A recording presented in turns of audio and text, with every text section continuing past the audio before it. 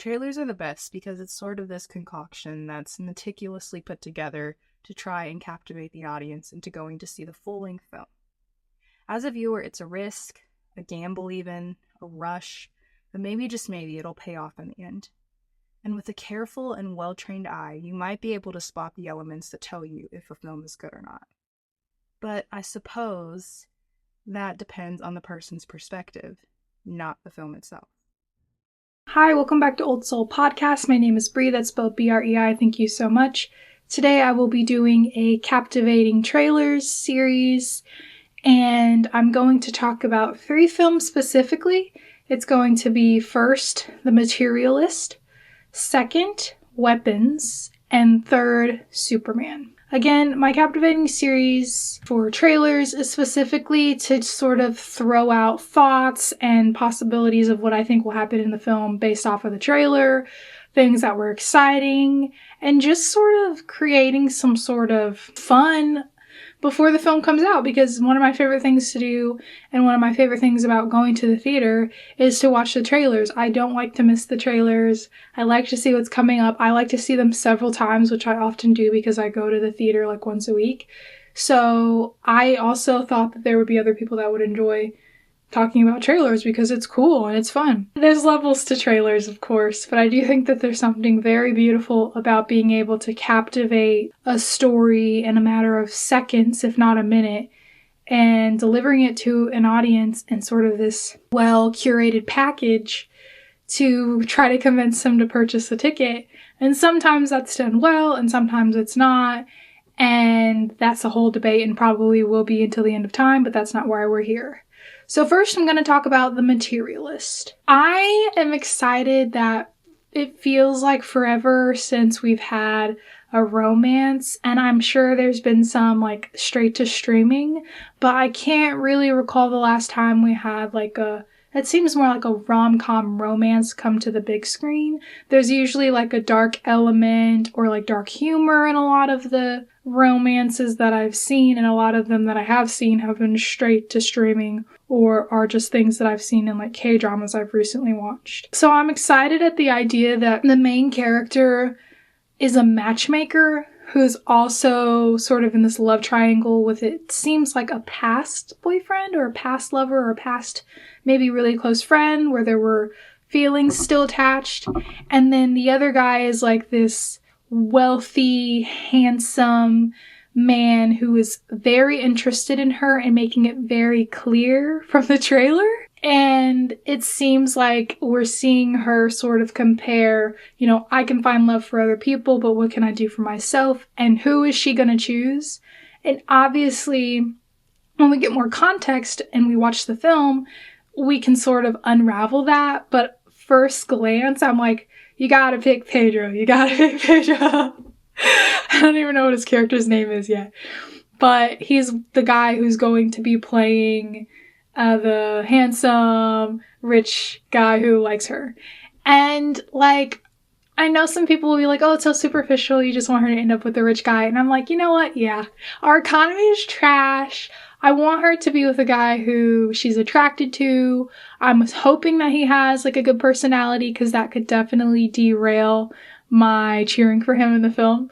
But he also has money, which means that he has a lot of access and power. But we also know that she has her own money. She has a successful career, and it seems that she's pretty well respected in that industry. And so she doesn't need him, which I think it's really important to be with someone that you're actively choosing and working to be with and not have to need them or be codependent. So just her character alone, I feel like I'm going to like her. And I feel like with romance, something that really is important to me is I have to like the main character. Like, if she's kind of an annoying or just mean for no reason, if I don't want to root for her, then it doesn't matter. She doesn't deserve anyone, right? But that's not how I'm feeling based off the trailer. I like that she, has her own agency. As a person, she's a very moving, active person with a career. She seems happy. She seems confident. She seems to know what she wants. But obviously that changes when she's sort of reflecting and maybe being sort of insecure like we all can be, you know? I am really excited about it. I'm excited about the love triangle. I'm excited that these are 3 well-known actors that have done a really good job in the past with other films that I've seen with them. I'm excited about who she's going to choose, whether I like it or not, and getting more context. I'm happy that there's going to be a romance in theaters basically this summer, right? So that'll be a breath of fresh air. The films have been really good this year, but I really just cannot think about any romances that have come out. I've seen a lot of horror. I've seen a lot of action. I've seen animated films that are really good, but I've not seen any romance that I can think of outside of just streaming. So I'm excited. I'm also excited that the director of this film was the same director who did Past Lives, but I'm worried because Past Lives was really good, but it was also really sad.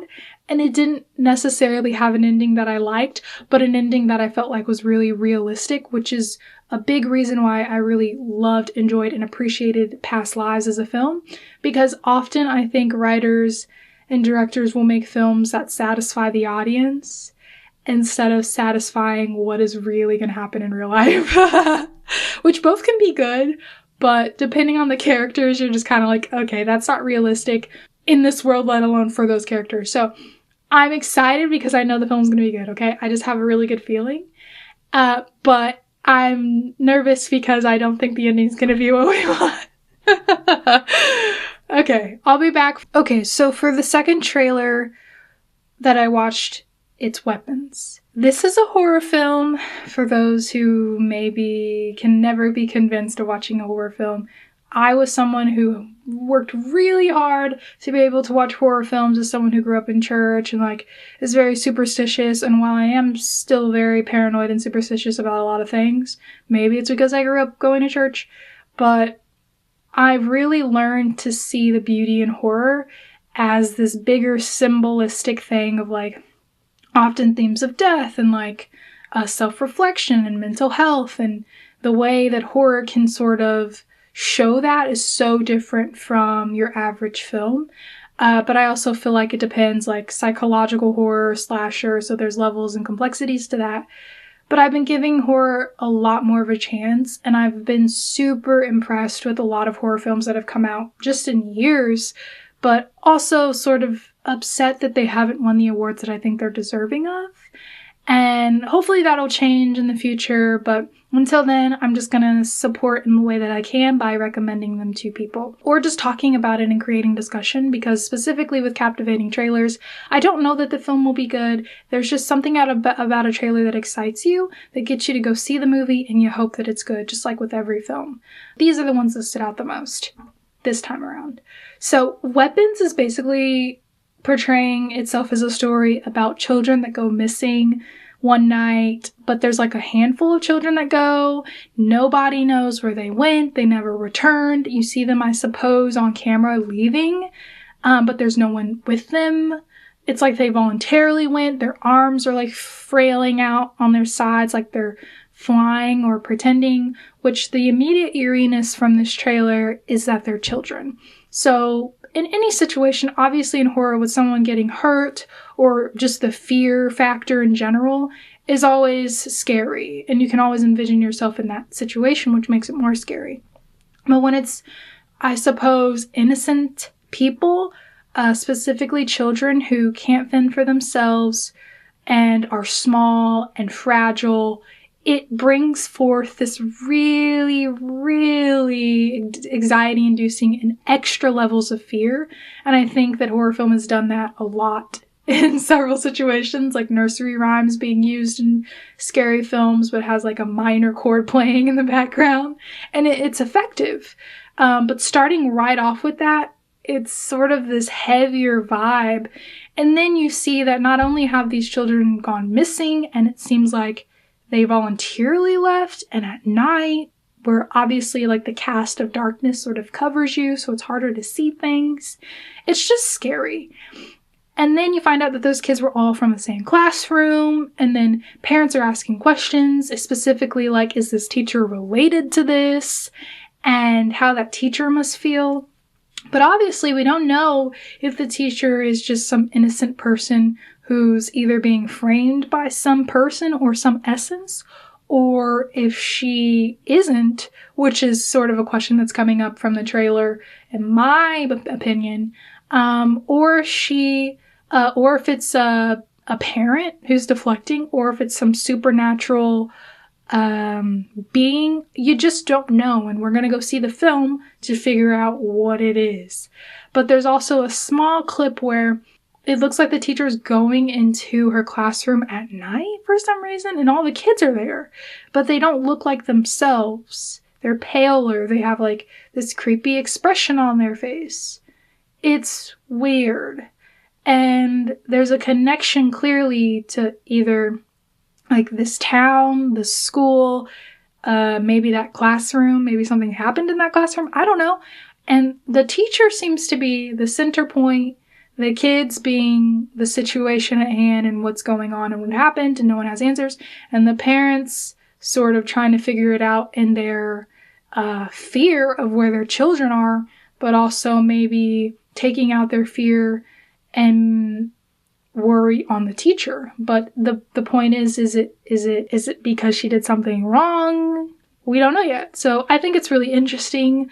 I think it's probably going to be pretty good. Let's hope. The next film that I'm excited to talk about, specifically in regards to the trailer, is Superman. So first off, I love that the color palette of this film looks so like bright and sunny and hopeful.